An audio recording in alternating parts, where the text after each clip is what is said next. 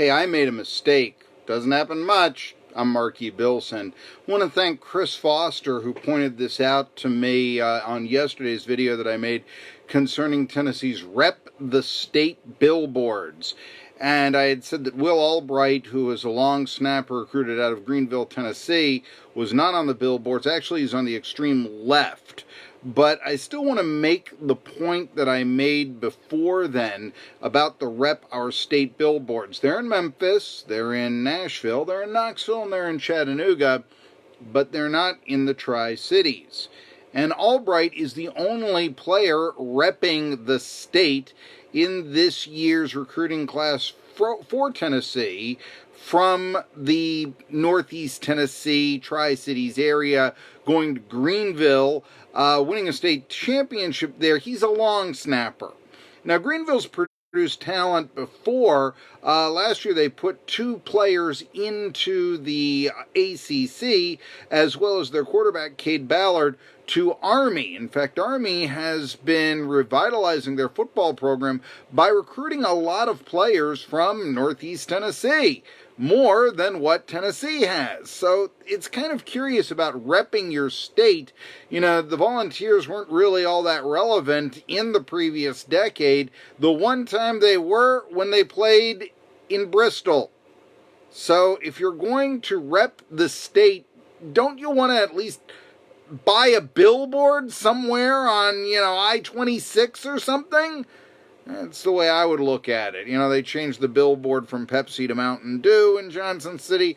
You want to rep the state, make that a Volunteers billboard. That could be, I know there are contracts and such that probably made that impossible, but still, I just pointing that out.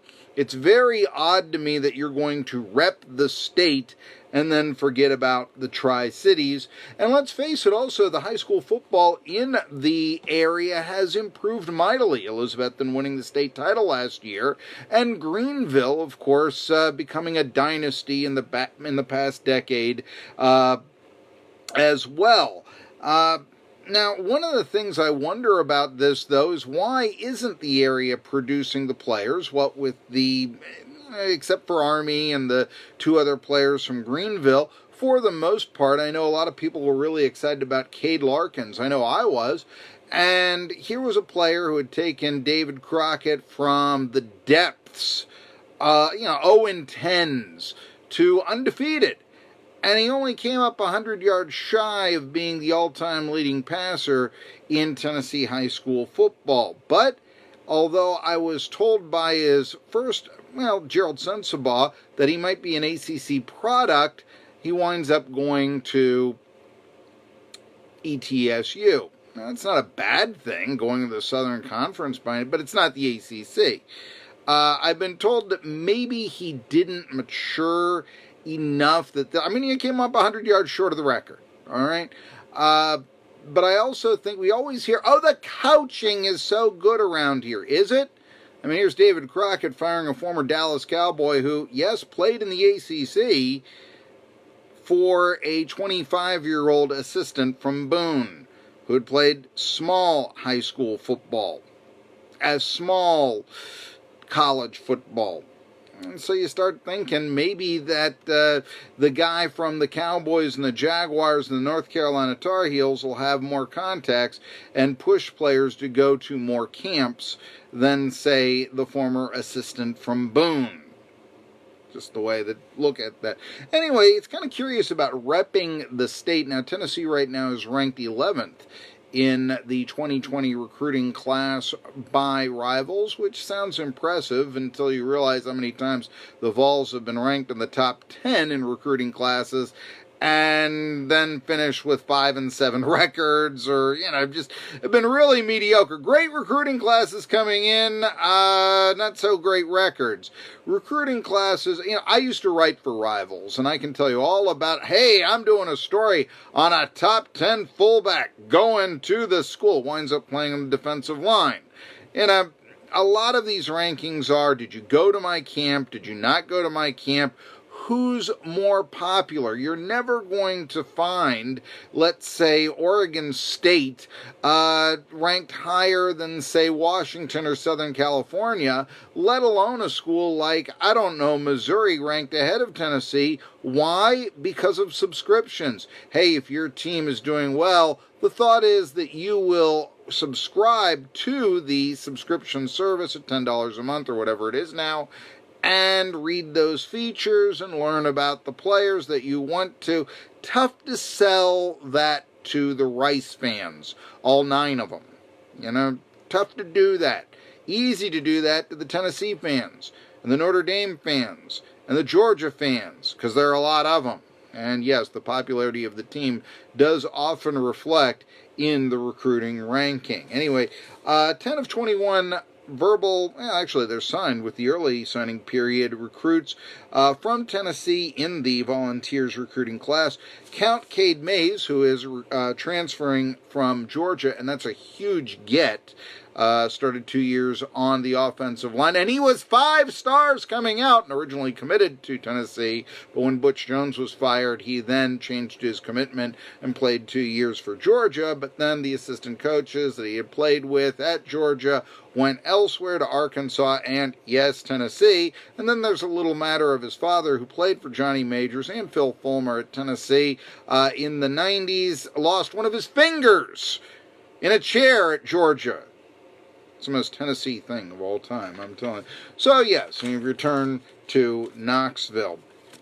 Anyway, it is sort of a curious strategy about Rep the State. Not only are the billboards not in part of the state, but you always, and I understand you always want to shore up your local base. You know, you want to win Nashville, you want to win Memphis, you want to win Jonesboro, you know, whatever. But remember this, when it comes to producing football talent, there were 6 states represented by the Southeastern Conference: Florida, Georgia, Alabama, Louisiana, Texas, and South Carolina, who all produced more players in the NFL this season than did Tennessee. There were 30 players from Tennessee in the NFL this past season on opening day rosters, and that ranks 16th in the country, but it also ranks behind 6 other SEC states. Anyway, a couple other news from Knoxville. They've made the orange and white game. That'll be April the 18th. Really, who cares? I mean, what is the orange and white game? Who do you root for? I know that historically it's drawn well, or has it? Because they said they drew 60,000 at one game recently, but there was nobody in the upper deck. Wait a minute here. And then Jeremy Pruitt says, you know, we would have liked to have more people at our spring game. Regardless, although on Wednesday the Volunteers did lose to Texas A&M on the hardwood, they did beat them on the gridiron by taking away star running back in his time, Jay Graham, from the Aggies, and I can definitely understand why Jeremy Pruitt would want Jay Graham on his coaching staff. Not only was he a great running back at Tennessee, but Pruitt, who of course played at Alabama, probably remembers being on the sidelines in 1996 and seeing Graham, with 2 minutes remaining in the game, gallop 70 yards for the winning touchdown as Tennessee defeated Alabama in Neyland Stadium for the first time since 1984. And that was the second of 7 straight victories for Tennessee over the Crimson Tide. My, how times have changed. But I will say this, concerning the Tennessee coaching staff, there are some big names on this staff, at least great players in their time. Jay Graham, aforementioned, a great running back at Tennessee. Just sort of forget about him because Jamal Henry went on and went to, went to rush for 2,000 yards in the NFL in a single season and all that. T. Martin, who of course led the Vols to a national championship as a quarterback. Chris Wenke, it's Martin who teaches the wide receivers. Wenke teaches the quarterbacks. Why? Well, Wenke won the Heisman Trophy. he had a better pro career than Martin did. Kind of makes sense to me. And of course, Tracy Rocker. And Rocker was a #1 pick in the NFL draft way back in 1988. So, focusing on Jay Graham and T. Martin, I've always said a program or a team needs to take care of their legends.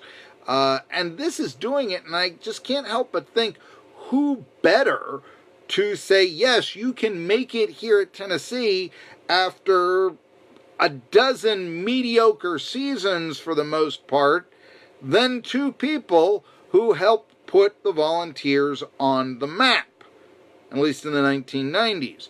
They won here, so yes, I think they can preach that gospel that you too can win here. Now, I took a look at Jay Graham's record. Of course, this is the third time he's going to be on the Tennessee coaching staff. He was a grad assistant in 2005, and he was an assistant coach back in 2012 as well. Those were not good years for Tennessee. They only won 5 games in both of those seasons. But he comes from Texas A&M. Isaiah Spiller, as a freshman, had a nice season. Finished just under 1,000 yards rushing. And his backup, Cordarian Richardson, also had a nice year. The big news for the Aggies last year is that both Spiller and Richardson rushed for more than 100 yards against South Carolina in a 30-6 victory.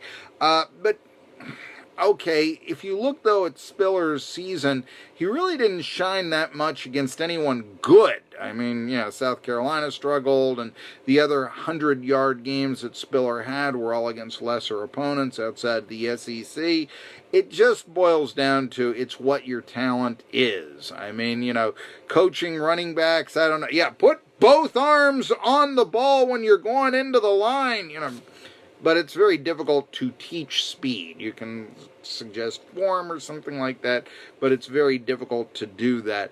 The question, though, I have, will Graham, Martin, and the rest of the coaching staff recruit the Tri-Cities? Hey, you want to rep the state. The Tri-Cities football talent is getting better.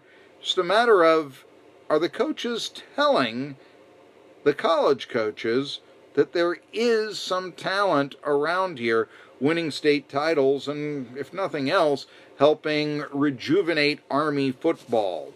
I'm Marky Bilson.